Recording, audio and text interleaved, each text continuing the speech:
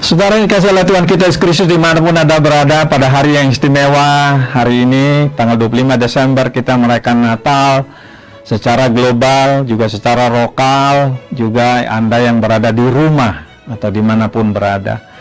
Tentu kita satu bersyukur pada Tuhan bahwa kita masih dikasih waktu untuk mengarungi perjalanan kita di masa wabah global ini akibat pandemi COVID-19.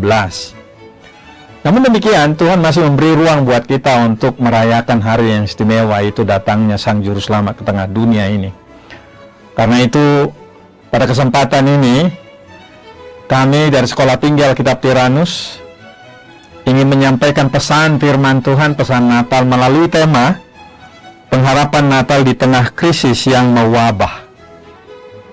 Sekalipun terjadi krisis yang mewabah, yang kita tidak tahu kapan solusinya akan terwujud, vaksin bisa diberikan pada seluruh penduduk di negeri ini, sehingga dengan demikian mereka kebal terhadap virus COVID-19. Kita tidak tahu kapan itu terjadi. Ada banyak orang berdoa supaya segera Tuhan mengangkat COVID-19 ini, sehingga tidak lagi menggelisahkan anak manusia di Indonesia secara khusus, juga di muka bumi secara pada umumnya. Namun di tengah seperti ini, Bapak Ibu sekalian, dalam perayaan Natal, kami ingin mengajak Bapak Ibu untuk melihat firman Tuhan. Pesan Natal melalui apa yang kita bisa baca dalam Matius pasal yang pertama ayat yang ke-15 sampai 24. Kelahiran Yesus Kristus adalah seperti berikut. Pada waktu Maria, ibunya, bertunangan dengan Yusuf, ternyata ia mengandung dari Roh Kudus sebelum mereka hidup sebagai suami istri. Karena Yusuf suaminya seorang yang tulus hati dan tidak mau mencemarkan nama istrinya di muka umum, ia bermaksud menceraikannya dengan diam-diam. Tetapi ketika ia mempertimbangkan maksud itu, malaikat Tuhan nampak kepadanya dalam mimpi dan berkata, "Yusuf anak Daud, janganlah engkau takut mengambil Maria sebagai istrimu, sebab anak yang di dalam kandungannya adalah dari Roh Kudus. Ia akan melahirkan anak laki-laki dan engkau akan menamakan dia Yesus, karena dialah yang akan menyelamatkan umatnya dari dosa mereka. Hal itu terjadi supaya genaplah yang difirmankan Tuhan oleh Nabi. Sesungguhnya anak darah itu akan mengandung dan melahirkan seorang anak laki-laki, dan mereka akan menamakan dia Immanuel, yang berarti Allah menyertai kita." Sesudah bangun dari tidurnya, Yusuf berbuat seperti yang diperintahkan malaikat Tuhan itu kepadanya. Ia mengambil Maria sebagai istrinya. Saudara yang dikasihi oleh Tuhan kita Yesus Kristus, tentu ada orang bertanya, apa gunanya kita merayakan Natal di tengah-tengah situasi yang berat ini?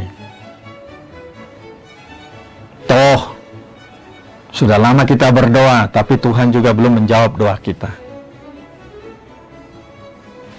Kita tidak bisa merayakan Natal secara meriah seperti yang dulu lagi.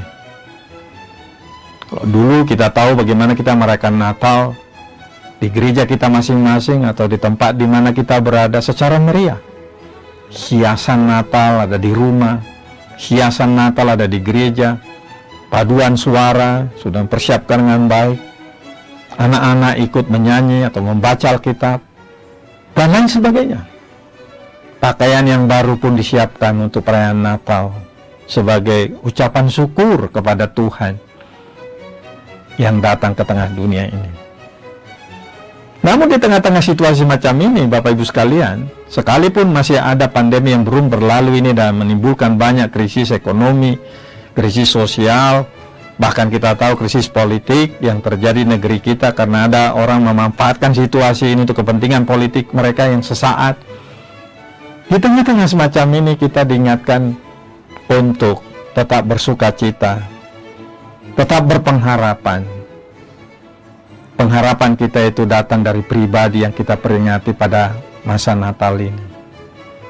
Pengharapan kita itu adalah Tuhan Yesus Kristus. Rasul Paulus berkata di dalam Kolose pasal 1:27, tapi Kristus ada di tengah-tengah kamu, Dia adalah pengharapan akan kemuliaan. Padahal Rasul Paulus pada waktu itu berada di dalam situasi yang sangat sulit loh. Ketika menuliskan pesan itu, dia berada di penjara karena memberitakan Injil Tuhan Yesus Kristus. Namun walaupun terjadi hal seperti itu, dia tetap mengatakan Kristus adalah pengharapan akan kemuliaan. Setiap orang percaya kepada Kristus, Tuhan Yesus sebagai juru selamatnya, muncul pengharapan bahwa hidup dapat dihadapi dengan optimisme. Dan itu pula yang kita lihat dalam berita Natal yang disampaikan kepada Yusuf melalui mimpi. Kita tahu dalam cerita ini Yusuf pun seperti diterpa oleh sebuah krisis. Bertunangan dengan Maria yang dia anggap tentu adalah perempuan yang sederhana, perawan. Dia menaruh harap kepada Maria akan membangun rumah tangga yang baik di kemudian hari. Tapi tiba-tiba barangkali Maria menceritakan pada dia, aku hamil. Lalu kemudian tentu dia mendapat penjelasan bahwa seorang malaikat bernama Gabriel datang memberitahu kepada dia maksudnya dia hamil mengandung adalah karena ada sang juru selamat, keturunan Daud yang akan menyelamatkan umatnya. Itu jelas dilukiskan di dalam Injil Lukas. Saudara, di saat mengalami krisis itu, Yusuf bingung, gak memahami itu semua. Tuhan datang menyapanya. Tuhan datang meyakinkan dia dengan berkata, Yusuf anak Daud, janganlah engkau takut mengambil Maria sebagai istrimu, sebab anak yang dalam kandungannya adalah dari Roh Kudus. Ini memberi inspirasi kepada kita bahwa di tengah kegalauan seperti Yusuf, di tengah kebingungan seperti Yusuf yang tidak memahami atau menantikan sebuah jawaban, kenapa Maria mengandung? Di tengah-tengah semacam itulah kita melihat Tuhan setia dan menjawab. Tuhan membangkitkan pengharapan di dalam diri seorang Yusuf yang mengalami kebingungan. Atau mungkin bukan hanya kebingungan, tapi dia juga merasa malu. Di pihak lain juga tidak mau memalukan Maria. Itu sebabnya dikatakan di sana diam-diam dia mencoba mencari upaya untuk memutuskan pertunangan yang sudah berlangsung. Karena pertunangan orang Yahudi pada waktu itu harus dilakukan di hadapan imam.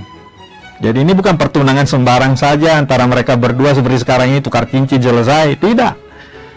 Karena pertunangan itu disampaikan, dilakukan atau berlangsung di hadapan orang-orang yang menyaksikan, termasuk ada imam yang menyaksikan.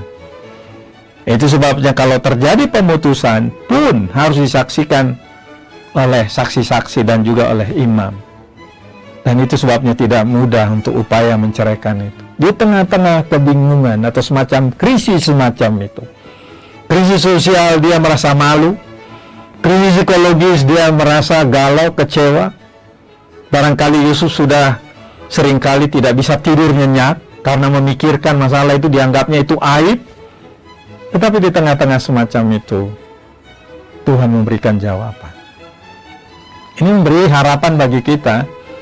Pasti Tuhan berikan jawaban terhadap persoalan kita, persoalan saudara, akibat krisis yang mewabahi. Cepat atau lambat, Tuhan yang berbicara kepada Yusuf dan Maria adalah Tuhan yang sama. Bapa kita pencipta langit dan bumi, yang dikenal oleh Maria dan Yusuf itu adalah Bapa kita juga. Tuhan Yesus pernah berkata, Bapamu yang di surga tahu tentang apa yang sedang kita hadapi. Begitu juga di sini Yusuf dan Maria. Dan kepada Yusuf secara khusus Tuhan memberi penjelasan. Terkadang ketika kita mengalami penjelasan, mempunyai pengertian terhadap apa yang sedang kita hadapi, itu memberikan pengharapan. Itu memberikan kekuatan secara spiritual, kekuatan secara psikologis. Dan kita kemudian bertahan, kita bisa menguasai diri, tidak panik berlama-lama. Lalu di tengah menguasai diri itu ada damai sejahtera di dalam hati kita. Orang yang berpengharapan adalah orang yang memiliki damai di hatinya. Orang yang berpengharapan adalah kemudian orang yang bisa stay calm atau tenang dan menguasai pikirannya, menguasai ucapannya, dan kemudian dia bisa mengerjakan pekerjaannya terus menerus, dia pekerjaannya karena dia tahu dia memiliki sebuah pengharapan di depan sana akan ada titik terang. Perayaan Natal ini seperti itu yang Tuhan mau dari kita. Tuhan yang berbicara kepada Yusuf adalah Tuhan yang berbicara kepada saudara juga, dimanapun Anda berada. Yang kedua, perayaan Natal kali ini walaupun tidak kita lakukan secara mewah, katakanlah meriah seperti tahun-tahun sebelumnya, tetapi penting kita juga merayakan Natal, karena perayaan Natal memperingati kedatangan Sang Juru Selamat yang disampaikan kepada Yusuf tadi. Kau harus menamai dia Yesus, dan anak darah itu akan mengandung dan melahirkan seorang anak laki-laki, dan mereka akan menamakan dia Immanuel, artinya Allah menyertai kita. Dan ini didengarkan oleh Yusuf, dan tentu akan disampaikan oleh dia kepada Maria. Namanya Immanuel, Allah menyertai kita. Ketika kita merayakan Natal, berarti kita merayakan pribadi yang luar biasa, Bapak Ibu sekalian saudara, bukan pribadi yang biasa-biasa, tapi pribadi yang luar biasa, pribadi yang dikandung daripada Roh Kudus. Luar biasa itu, bukan hasil hubungan ya Maria dengan seorang pria yang dicurigai tadi oleh Yusuf, tetapi Roh yang maha tinggi, kata malaikat Gabriel kepada Maria, akan menaungi engkau, akan hadir bayi dalam kandungan. Itu sebabnya Tuhan Yesus, kita tahu di dalam kitab Injil dikatakan dia selalu dipimpin oleh Roh Kudus. Pergi pun dia ke padang gurun setelah waktu dia dibaptis Sungai Yordan, dia penuh dengan Roh Kudus, dibimbing oleh Roh Kudus. Allah Putra, Allah Bapa, Allah Roh Kudus satu. Kehadiran Roh Kudus itu nyata di dalam diri Tuhan Yesus Kristus. Dan ini sebabnya dikatakan di sana, ketika kita merayakan Natal ini, kita mendapat pemahaman bahwa kita meninggikan nama Yesus. Kalau saudara menyanyikan lagu-lagu Natal, lagu-lagu mengagungkan Yesus yang datang di Bethlehem 2000 tahun yang lalu, yang kita agungkan itu adalah Allah yang siap menyertai kita. Namanya Immanuel. Menyertai Maria dan Yusuf menghadapi hari-hari mereka. Karena mereka kemudian hari setelah Yesus lahir di Bethlehem harus mengungsi ke Mesir beberapa tahun karena Herodes Agung berusaha membunuh bayi itu. Di mana bukti bahwa Allah menyertai Maria dan Yusuf? Setelah Yesus lahir di Bethlehem, kita tahu katakanlah beberapa minggu selanjutnya, kita tahu bahwa para Majus datang. Mereka membawa persembahan mereka emas, kemenyan dan mur, karena mereka melihat bintangnya di langit. Luar biasa pribadi yang kita peringati pada hari Natal ini. Alam pun bersuka cita dengan bintang yang istimewa dilihat oleh para Majus dahulu kala. Dan mereka memberikan persembahan emas, kemenyan dan mur. Ternyata emas dan kemenyan dan mur ini adalah untuk apa? Menjadi bekal dari Maria dan Yusuf ketika mereka membawa Yesus mengungsi ke Mesir. Immanuel, bayi mungil itu adalah pribadi Allah yang menyertai kehidupan manusia. Kecil dia, mungil dia, tapi dia menyertai. Tentu yang kita peringati sekarang bukan hanya bayi yang mungil, yang tidak berdaya, tetapi yang kita peringati adalah bayi yang pernah mungil itu lalu kemudian menjadi dewasa dan mati di kayu salib menghapus dosa kita. Dan kemudian dia naik ke surga dan berkata sebelum dia naik ke surga, ketahuilah aku menyertai kamu sampai akhir zaman. Kapan akhir zaman? Akhir zaman ini akan terjadi saat dia datang kembali dalam kemuliaannya. Berarti perayaan Natal ini kita lakukan juga untuk menyambut kedatangan dia untuk kedua kali. Sebelum dia datang untuk kedua kali, dia terus menyertai kita. Melalui apa? Melalui Roh Kudus. Sejak hari Pentakosta, artinya 10 hari setelah dia naik ke surga, Roh Kudus turun ke tengah-tengah dunia ini untuk menyaksikan pribadi dan pengajaran Tuhan Yesus Kristus. Allah menyertai kita. Perayaan Natal di rumah yang Anda lakukan, perayaan Natal bersama komunitas yang Anda lakukan, keluarga yang Anda langsungkan, tidak masalah walau sederhana, menyanyikan lagu-lagu kidung Natal. Tapi ketahuilah, kita pahami bahwa di tengah proses kita menyanyikan kidung Natal, membuktikan bahwa Allah menyertai kita. Dan terus berharap, kita juga berdoa dalam masa Natal ini kepada Tuhan Yesus pengharapan kita yang akan menolong kita, menolong gereja, menolong bangsa ini untuk mampu menghadapi krisis pandemi yang mewabah ini. Mari kita ingat perkataan dari firman Tuhan. Dia itu Immanuel, Allah menyertai kita. Rayakan Natal dengan keyakinan Allah hadir di dalam perayaan saudara. Allah hadir di rumah saudara.